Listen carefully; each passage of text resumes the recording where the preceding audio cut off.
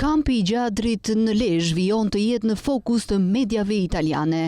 Së fundmi, media italiane La Stampa raporton se nga 41 emigrantët e vendosur në kampin e Gjadrit, kanë mbetur vetëm 25 prej tyre. Në artikull thuhet se mungesa e 16 emigrantëve është konstatuar nga eurodeputetja italiane e Partisë Demokratike Cecilia Strada dhe deputetja në Itali po e kësaj partie Rachele Scarpa, gjatë një vizite që këta të dyja kanë zhvilluar në kampin e emigrantëve në Gjadër.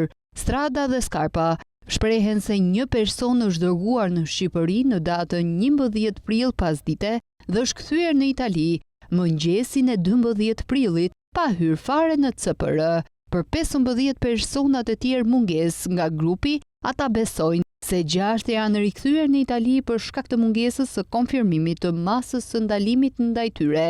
5 janë kthyer pas vlerësimit se për shkak të episodeve të vetëdëmtimit apo problemeve shëndetësore që ato paraqitën gjatë qëndrimit të tyre në kamp, nuk ishin të përshtatshëm për të jetuar në vende të mbyllura, ndërsa 4 nga 41 emigrantët janë riadhesuar në vendet e origjinës.